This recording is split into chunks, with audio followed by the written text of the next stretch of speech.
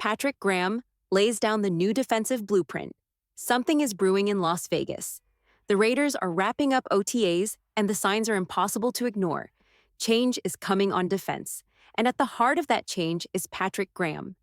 Graham, the defensive coordinator of the Las Vegas Raiders, stepped up to the podium this week. What he revealed wasn't just about X's and O's, it was a glimpse into the soul of a defense being rebuilt from the ground up. In past years, Graham had the freedom to run his defense however he saw fit. Complex fronts, disguised coverages, multiple looks. A blend of styles influenced by legends like Bill Belichick, Brian Flores, and Steve Spagnuolo. Graham's system was chess, not checkers. But that era is shifting. This year, the Raiders are simplifying. Not because they're dumbing it down, but because they're sharpening the blade. Less confusion, more aggression, more clarity, and above all, more physicality. Graham didn't dance around it. When asked about what he's taken from legendary coach PeteCarroll, he kept it real. One of the things I've learned from Coach Carroll is to simplify the message. It doesn't have to be 20 buzzwords or a long speech. Just play with great effort. We're building the foundation for a physical football team.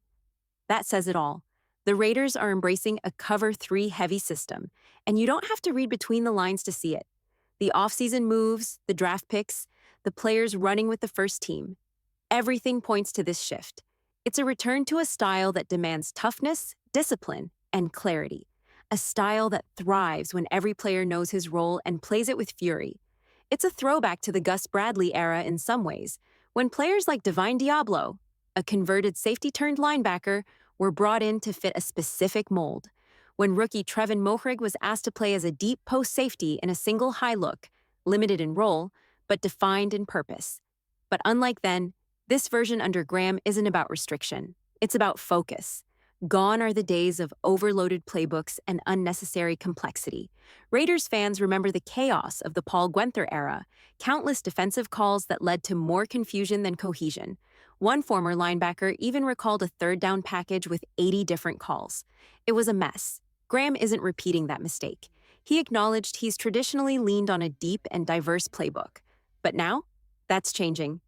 We don't need 20 buzzwords. We need great effort, he said. That's the new identity. This defense isn't trying to win a spelling bee.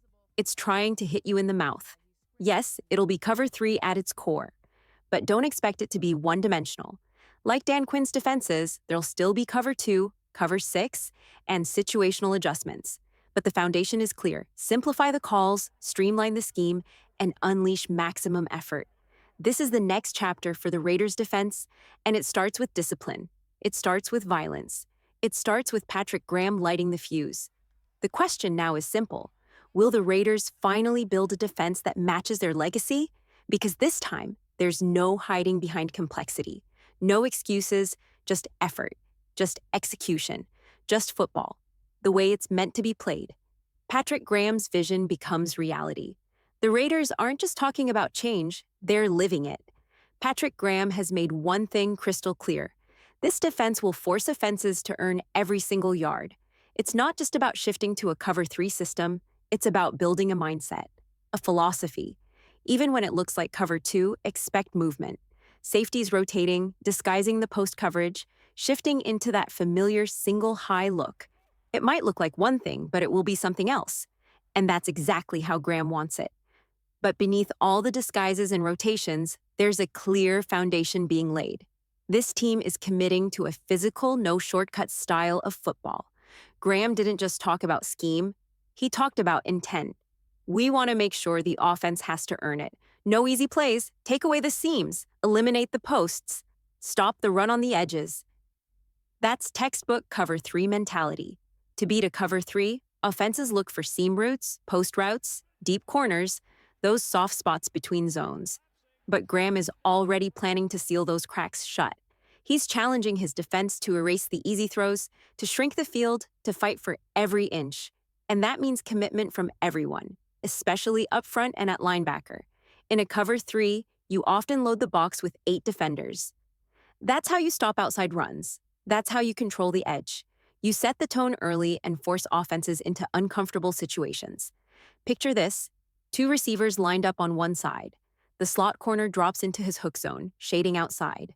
But if the inside receiver takes off up the seam, there's a lane there, and that's what Graham is eliminating. He's teaching defenders not just where to line up, but how to think. That's the real value of OTAs, the mental reps, the situational focus. Patrick Graham emphasized that part over and over. It's not just about knowing the playbook, it's about reacting in real time. Who takes the over route? How long should a linebacker carry the crossing route before passing it off? What happens when motion shifts the formation? Those are the moments where games are won or lost, and those are the reps they're getting now. This isn't speculation anymore.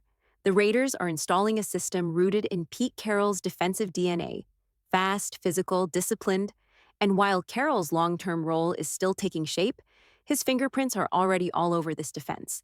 But one question still hangs in the air. What does this mean for Patrick Graham's future? He's the architect of this transition. But with Carroll involved and changes still unfolding, will Graham be the long-term leader? Is this a one-year bridge or the beginning of a sustained partnership? Time will tell. Dante Thornton, turning heads at OTAs. And while the defense gets retooled, a new name is making noise on the other side of the ball. Dante Thornton, yes. In a room full of talented receivers, it's Thornton who's stealing the spotlight. Multiple reports out of OTAs say the second-year wideout is flashing serious potential. Jackson Powers Johnson didn't hold back, calling Thornton a baller in every sense of the word. While others are raving about Ashton Jeanty, Thornton is commanding respect on his own. Even veteran Jakobi Meyers chimed in, saying Thornton isn't just fast, he's a complete receiver, and those aren't empty compliments. At a recent open practice, media in attendance noted Thornton looked like the best receiver on the field. Clean routes, strong hands, explosive after the catch. The type of practice that makes coaches sit up and take notice, even if it's just OTAS. Yes, the pads still need to come on. Yes, the real test will come in camp and then on Sundays. But make no mistake, Dante Thornton is putting himself in the conversation. In a receiving core that needs more firepower, Thornton is showing signs of becoming more than just depth. He might be on track to become a difference maker. The rise of Dante Thornton continues. Dante Thornton isn't just showing flashes. He's putting together a case to be the Raiders' most exciting receiver at OTAs. The reports keep pouring in. He moves different. Long frame, sticky hands, sideline grabs with both feet in, route sharpness that's turning heads. And while it's true, there are no pads yet, multiple observers have walked away saying the same thing. Thornton looks like the best receiver on the field. That's not just hype from one source. Jackson Powers Johnson said it. Jakobi Meyers said it. Even those who were skeptical are starting to believe. And here's the wild part. This wasn't supposed to happen yet. Coming out of college, Thornton was labeled as raw. His route tree was limited. Tennessee's offense, built on extreme spacing, quick strikes, and college-only concepts, didn't prepare him for a traditional NFL system. The wide hashes, the gimmick alignments, it made it hard to project what kind of pro he could be. But now, he's starting to answer that question himself. Multiple reports say his route running is far better than expected, crisper, more advanced, more refined than anything he showed in college. One reporter even admitted they expected a work in progress, but saw something closer to a polished product. That's huge. Because once the pads come on, once camp starts, and real competition begins, Thornton could separate himself for good. Raiders insiders are already talking about the upcoming joint practices with the 49ers. That's where you find out who can handle contact, who wins at the catch point, and who rises when the speed turns real. And don't be surprised if Thornton outshines other young names like Jack Beck. Beck is a favorite to contribute early, and deservedly so. But Thornton offers something the Raiders simply don't have anywhere else, a true vertical threat with the tools to become more than just a decoy. Beck might end up in a similar role to Jakobi Meyers, physical, reliable, chain mover. But Thornton? His upside is different. He's not just playing the Trey Tucker role. He's a legitimate outside weapon who can change the structure of a defense. If he keeps this up, Thornton isn't just going to make the team. He's going to make a real impact from week one. Jakorian Bennett, a growing concern. But while one young Raider is climbing, another might be slipping. And that's Jakorian Bennett. Patrick Graham was asked directly about Bennett this week, and what he said raised some eyebrows. The corner is practicing full speed. but still hasn't taken a single snap with the first team, even in nickel sets, even in sub packages. Right now, Bennett is working strictly with the second unit. That's not what you expect from a player who was supposed to take a leap in year 2. Some have pointed to last season's injuries, but here's the reality. Bennett is fully practicing, no limitations, no clear signs of ramping up. And yet, when the rotation shifts, when the reps flip from 1s to 2s, that's when he steps on the field. And the coaching staff has noticed.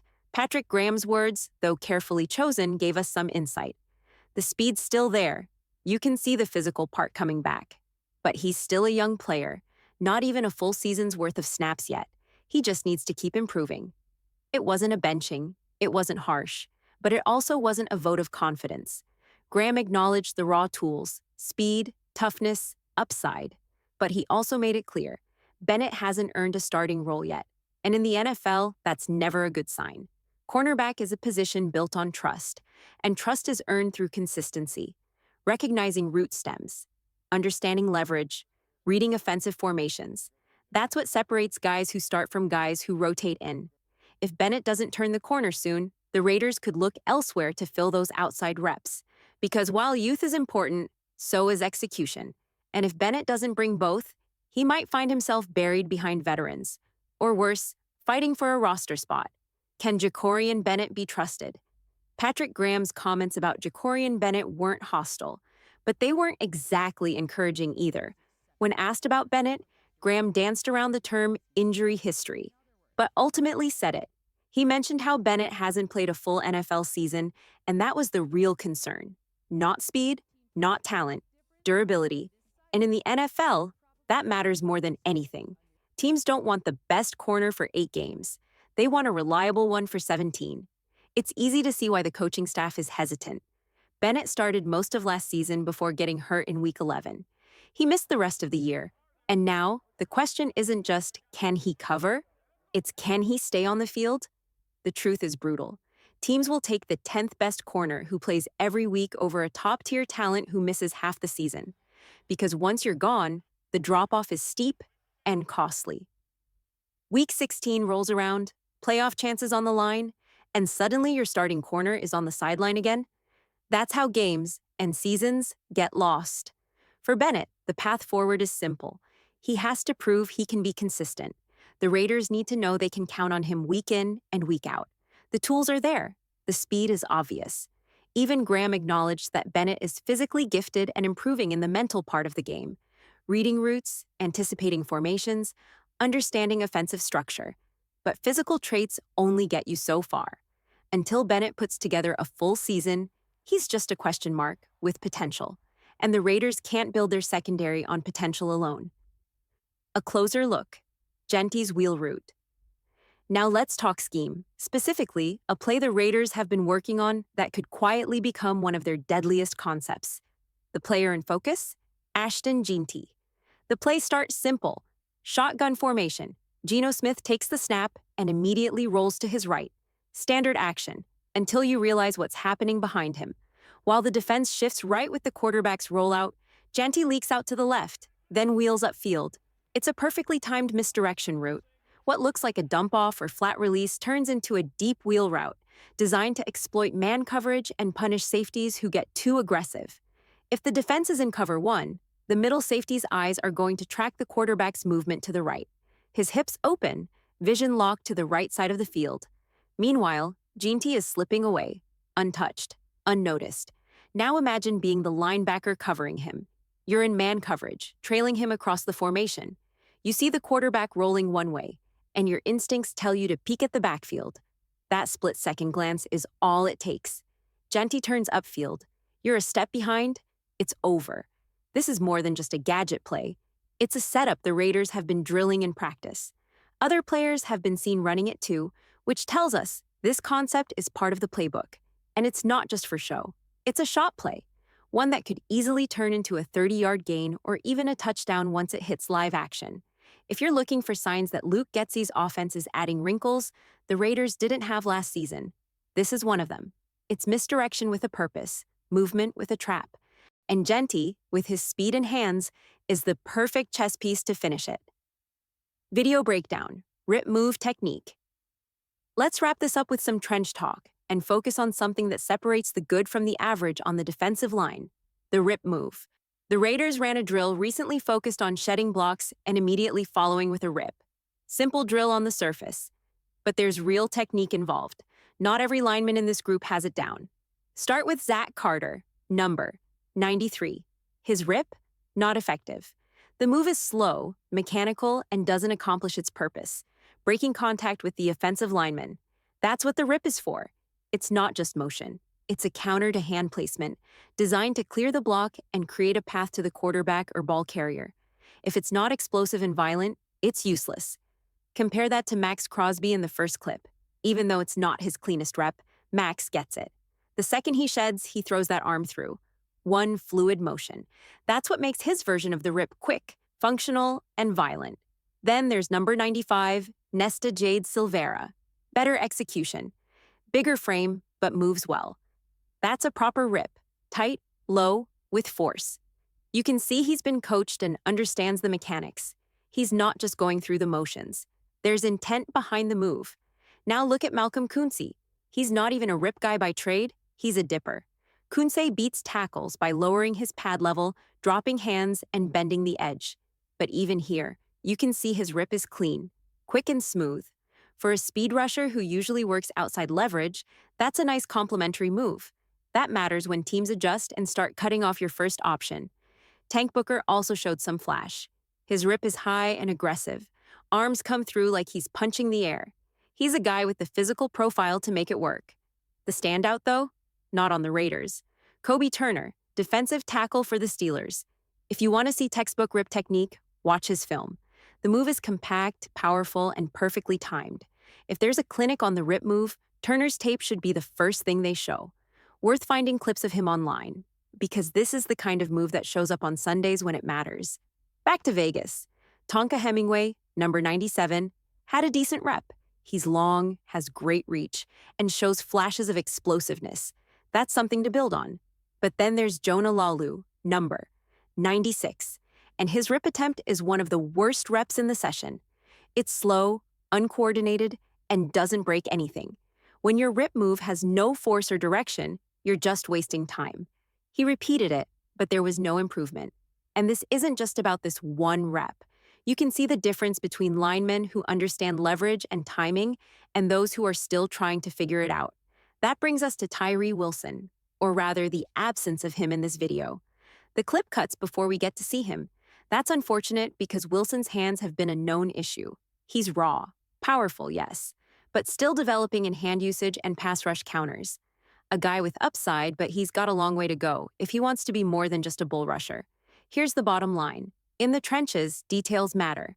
The rip move might look simple, but it's a difference maker when executed correctly. The best defensive linemen master the fundamentals. They don't just go through the motions. Final thoughts: technique, roster reality, and what comes next. There's a noticeable difference between defensive linemen who move naturally and those who don't. For the ones who get it, the rip, the swipe, the arm over, it's all instinctive. It flows without thinking. That's what separates productive pros from camp bodies. Max Crosby is a prime example. His movement is fluid because it's been repped thousands of times. And not just the moves themselves, but the ability to apply them in rhythm, with timing and leverage. That only comes from practicing to the point of instinct. Crosby doesn't think about how to disengage. He just does it. And that's why he wins. Some of the players at the Raiders OTA session showed flashes. Others didn't. That's the nature of this time of year. There's raw ability on the field, but also a lot of players who aren't ready. And realistically, a large chunk of these guys won't make it past final cuts. That's just the math of the NFL. 1/3 of the players in camp will be cut before the season starts. Another third might hang on, but won't last beyond their rookie contracts. Only a fraction will still be in the league after 4 years. That's why development matters, especially for guys like Tyree Wilson. He's a high-upside athlete, but he's still figuring things out. This year is big for him.